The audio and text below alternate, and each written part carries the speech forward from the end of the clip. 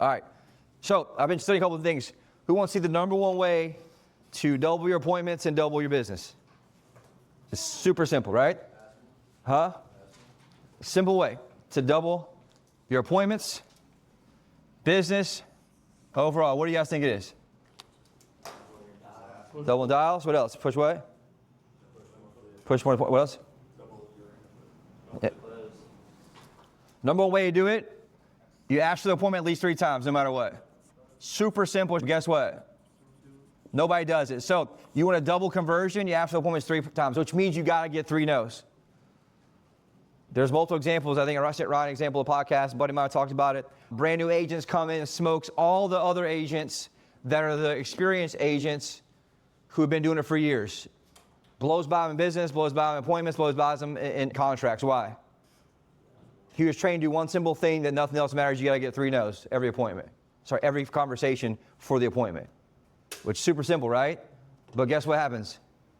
Then they start thinking about it. No one does it, right? And so it's one of those things, that's like starting research on it. It goes back to this guy named Floyd Wickman, who my parents used to listen to when I was a kid. He was like one of the original trainers, even before Mike Fury. And he trained on this thing, 3 ask for the appointments no matter what.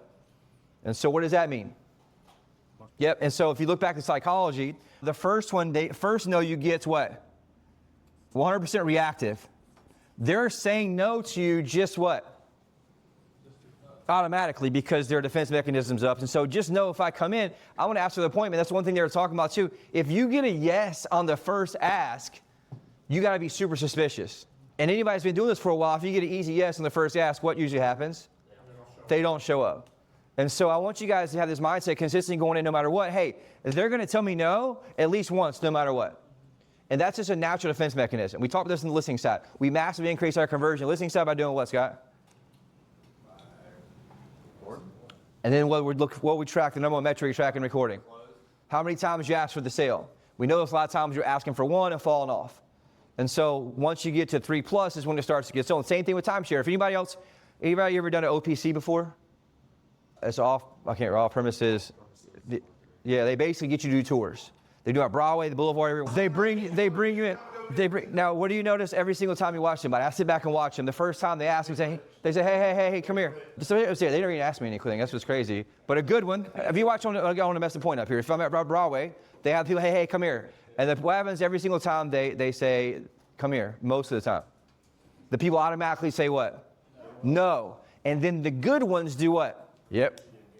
What I've noticed watching this same exact thing here, psychology is saying, once I started looking back in the patterns of this, they ask the first one, hey, you guys interested in free tickets, whatever it is? They just say no and keep walking.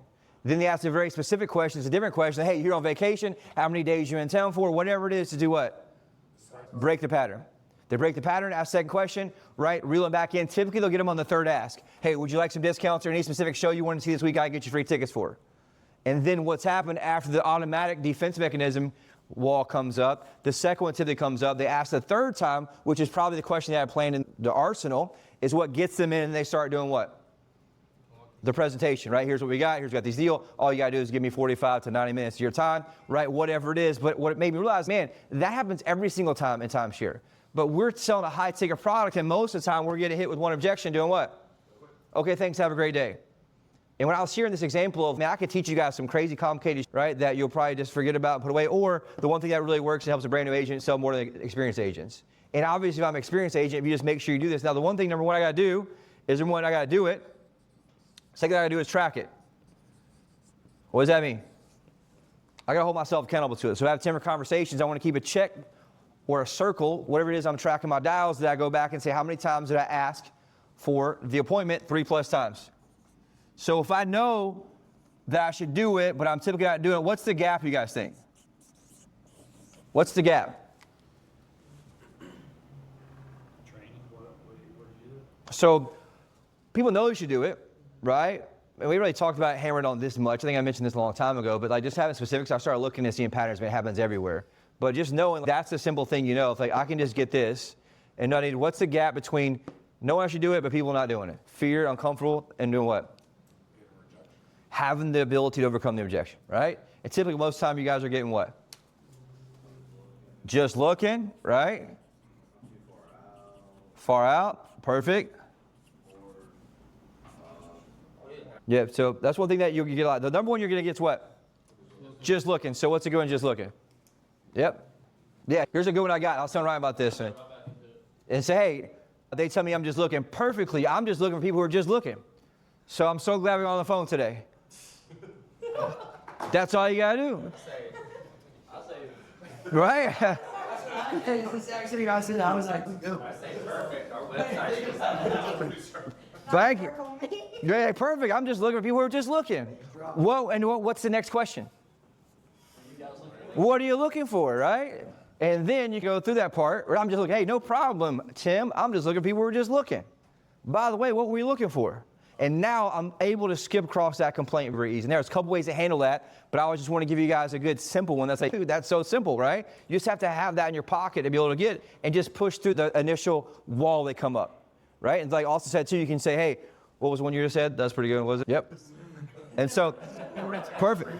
And that's what you want, right? And so that's just, we know when they say I'm just looking, right? If you go to Dillard's and you're looking for a suit and the lady comes up to you, what do you say? Just looking, but we know you're not there just looking, you're there to get a suit. And so, You're just looking to make a move in the next few months. yep, and I do it even though in sales, I still do it and get defensive, right? And I know the game, how it works, and it even makes me more defensive knowing how the game works, but like, that's the reality that we all naturally do. Why we've been conditioned that way by two things: people with pressure and people that mislead you, right? And so we know that's a defense mechanism. So if I can do that, I just got to have a simple one-liner that gets me. So I was like, what's the easy one they can remember? Hey, perfect. I'm just looking for people who are just looking. What are you looking for? And they'll say, well, I'm not sure, whatever. You just got to be able to do what? Let them engage in the conversation. Redirect the conversation's all you have to do, right? Exactly right. And I went back and I was like studying just kind of, I was trying to look for some specific data. I couldn't get it printed off, but it basically was just specific data in psychology-wise of why that works. And it talks about the first one always is just natural defense, just like we always do. And there's this book I read about this guy who owned this big suit shop in New York City, and everybody would say, just looking. And so then instead of saying, can I help you? They would ask a different question at the beginning that they couldn't say just looking to. Does that make sense? And say, hey, if you were to get a suit today, what type of suit would you be looking for? Or is there any particular event you're looking to go to? And so they switched it up on them so they didn't have that natural defense mechanism, which allowed them to bypass that initial objection. Does that make sense? So with us, I know it's okay. I want to get, but they said the first one you know is 100% natural defense. It's going to happen no matter what. It's just their natural subconscious just reacting to whatever you're saying. So just when you get that, no, that's okay, that's what I want. You just got to be good enough to hit the ball back over the net. Make sense? And so just look at, hey, perfect, what are you looking for? Ideally would be the next part. And the same thing now, if I do it on the close, like Bobby was talking about, hey, perfect, this exact system was designed for someone just like you who's just looking, who's 6, 12, 18 months out, right? What this does allow you to educate yourself in the market so that when you are ready, 18 months from now, and you are ready to buy, you're going to know more than most realtors do, and you can pull the trigger with confidence when you find the right one.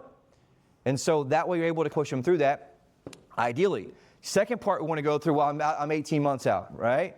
What's a good one for that? Yeah, but like a lot of times, like, hey, I'm 18 months out, and what do we say? Perfect. Do you ever go through that one time? I would say perfect. Let me ask you this. If the perfect property were to come on the market tomorrow, would you at least want to know about it? Yep, as I said, one thing that's perfect we talked about before, remember that the long-term script that we talked about before that we used, my buddy Chris Snow kind of came up with, he's in Florida, but very simpler. It says, hey, Ryan, it's totally awesome. Most of the people that come to our website, guess what? They're 12 to 18 months out just like you. And so if you could wave a magic wand, you found the perfect house 18 months from now, what would that look like? That's what I would say that, hey, this is why we built the website, and then I would ask that question afterwards. Yep. And A lot of people are so stormy and get off the phone. I'll try to find like the simplest zinger. liners. Yeah. Just catch it. That one seems to work pretty good. It's got to be quick with the energy, right? It's got to be confident in it. But you also got to come, if you come from the right, like, customer service type, energy, it's got to be up. You can kind of keep them in with that, right? Which means you have to kind of perfect whatever it is, you go right back into it, okay? So that's super important. But that's the easy one too. Hey, this, and that's the one thing that is just an easy one. What it does, it makes them not feel alone, and it takes away their objection. Hey, almost everyone comes to my site 12 to 18 months out, just like yourself. If you could wave a magic wand and you had the perfect house, what would that look like? Then now I'm right back. And what it does is the psychology of it, once you ask the second question, what it does, it engages their subconscious in terms of thinking and actually having a conversation with you. That's how you're able to move them forward. But the quality of the question has to be good, which is why if you wave a magic wand and you had the perfect house, what would that look like? A perfect condo. That would look like, right? One of the ones I used to use all the time, hey, no problem. You look for personal or investment. That gets them thinking. It helps me take them down a route of what it may be. Does that make sense? And so now number 2, but I want you guys, most people are pretty good at 2. I need you to be good enough at number 3. And then just, it beats you down. Like I said, it goes back to this, I don't understand the parts of it, but people, once you ask them 3 or 4 or 5 times, they typically give in. Make sense? You ever heard anybody got married and they're like, hey, how'd you guys meet? And he's like, man, this guy asked me out like 12 times. And eventually they did, now they got 4 kids. You know what I mean? It's just how humans are. You can beat down that defense mechanism by just being what? Persistent in how you ask. But part of this comes with, number 1, a decision to do it. Now I know some simple, but even our veterans don't do this. How do I know? Because we tracked it with our AI software on the listing side. They were asking one time and fucking quit. And that's in the appointment, which is crazy, right? And then once we started tracking it, what happens, Scott? Started increasing. In a big way, right? And it's just simple of understanding, no, okay, I know I got first no, that's okay. I know I'm being tracked right now. I need to record this, and how do I go back and ask it again? And then once you're good enough, you figure it out, okay? And also, I'll show you guys a way today where you can kind of build your AI out to help you be able to overcome that, and you can just role play in the car with it while you're going back and forth, okay? So this is by far the simplest way. But I need you guys to be able to practice it and get to where you can do 3. How do I know if I can do 3? Role play until what? Till you get the 3. That's it, right? Consistently with confidence. And like JJ said, you don't get scared and you don't not do it. But a lot of people just shut down when you're in the game, right? So that's super important to do. Now, here's the thing. Just one thing I want you guys to make commit today. Measure it. So if I'm making my dashes, right? And if I make my dial sheet, I want you guys to maybe draw a box around it if you ask 3 times. And that way we know. Does that make sense? Joe, what have you noticed about asking it for 3 times?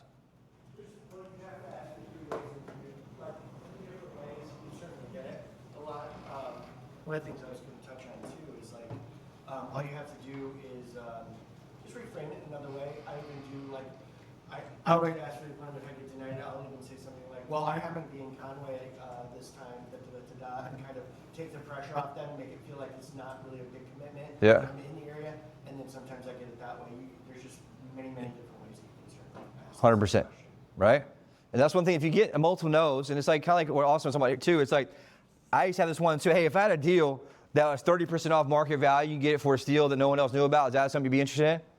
And they're like, yeah, okay, good. When's a good time to sit down 5-10 minutes? Now, obviously, you gotta be good enough to find something like that and back it up, but we do get deals like that consistently all the time, right? Especially through the investment side. So that's just something that you gotta be able to have something to ask, because it's like they're at a singles bar, and you ask them out and they say, I'm married, right? Like, it doesn't make sense of what's happened. They're just looking, but they're too far out. They don't want anything that you have. At the same time, they're on there looking at what you have. Does that make sense?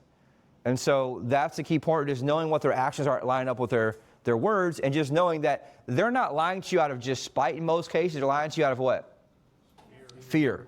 And so my job is to be the expert of this, be the ground holder, I guess you say, or the energy holder, and just have the confidence to do the one-liner. But it's very simple. And I was like, man, what's the one thing that I could just move everybody's needle the most? It would be to have 3 zinger one-liners, right? Hey, perfect. I'm looking for people who are just looking just like you. What are you looking for? Boom, that's the easy one. That's probably the number one you guys get, right? So that's something you want to practice over and over and over. If you take anything from that today, use that. The one for the 18, well, we're just way far out. We're not really in a hurry. We're way far out. We're years out. Perfect. You know, most of my clients, people that come on the website, they're 12 to 18 months out too. If you wave magic wand and have the perfect property, 18 months from now, what will that look like? Boom, now you're right around that. Make sense? And so then you're able to have a thing. And if you can say, hey, if I had a way, you get a system that you get absolute access to the best deals for anyone else and save the most amount of money, free service and obligations, that's something you're interested in? Great, when's a good time to hop on a Zoom 15, 20 minutes? Right? What's probably best for you is us hop on a 15, 20-minute Zoom. I can get your criteria, show the backstage pass to MLS, show you the map of the best neighborhoods and best areas, and allow you guys to really educate yourself so you don't waste 6 months and find out you don't want to be here, you want to be in Florida. Right? You got to have the way to go back to that. Yep. I was watching Grant Cardone this morning, very similar to what he said, watching Grant Cardone stuff this morning. He was doing a training for his team, and he said the one that controls the conversation is the one that what? Asks questions. Right? And he talks about if you don't know what to say, you're not exactly sure, you get stumped, what do? Ask the question. Yeah, that's one thing he said too. He's like, I'm not here to ask them what their zodiac sign is. I want to know, hey, look, where are you living right now? Where are you living now? Right? Where are you currently looking for? Is it condo, house, investment, personal, whatever it is? Ask a simple 1 or 2 liners. So you want to have a backup question, right? Whatever it is. Makes sense? In Cal, for example, or in the seller side, hey, are you current on payments? One thing you have there. What's the main reason you're selling, right? Can you tell me more about the situation? Those are simple things you're able to ask. that allows you to keep on going with that. But what's happening is we're getting these simple no's, and then what's happening, somebody else is calling after you. You've already kind of loosened them up for them. They're coming in a little bit better closer than you are, right? Particularly a cold caller or something who's just super aggressive, boom, they get your client taken from you. Just because you're not strong enough in asking the right questions and pushing through that. Does that make sense? But what's happened, hold on a second, we got too many people, we got too many leads, and so instead of just going hard what you got, you just hang up and go to the next lead. What you end up doing is blowing all the leads when you're doing that. When you've asked 2 more times, you can get so much more out of that. Does that make sense? Question, what do you have, one more thing? 100%, right? That's why recording is so important, and that's be now a transcription. So that's first part. Question about that, feedback on that. Who's asking 3+ times every call? What do you think? Or investments really helps. Super simple, right? I came up with that one because I wasn't sure what to ask one time. Hey, Chris, is that personal or investment you're looking for? And then all of a sudden, And that usually leads them down to where you can actually have the conversation. yeah, and if here's the thing, if they're looking for investment, boom, I can nail them on that. I got so much data, information, guide, whatever it is, overall in terms of that, that's super important to look at. Does that make sense? And so that's one thing that's important. And you can also take it further. Hey, Ryan, I understand you're 12 to 16 months out, right? But I want you to know when you are ready in the future, I want to be your real estate resource for life. I'm the guy here on the ground that can get you what you want information-wise, property-wise, and financing-wise. No one else can touch what I can do, right? So you're able to move that, and then you ask another question. Make sense? So I'm moving them towards what I want to do. And there's another close in that I'll give you guys as well. Question about this. So what I want you guys to do today, make commitment, right? Commitment, I'm going to do what? 3+ times every time. I mean, ideally, because it's in the meeting now, and that would be something that would change your whole rest of the year if you just start doing that. Consistently. Now, what do most people do? I'm going to help defend against yourself. Do it for a week and then don't do it, if you do it, right? It's got to be consistent. And the second part, how do I stay consistent? I measure it. That's why it's important. And I guarantee you, if you start putting the extra on it, watching, you're going to see you ask 3+ times, you get a whole lot more appointments, okay? And so what I typically do is, a strike each way. That way, if I have 100, I can make $200, whatever it is, my thing. If I book the appointment, I can circle it. But if I ask 3 times, I put a square in it. Makes sense? That way you're able to look back at your day and figure out, okay, which ones did I ask 3 times, which one to get appointments. So you can see correlation to actually doing it, which allows you to enforce, the thought and the desire to do it. Does that make sense? Question about that, last thing. I'll move on.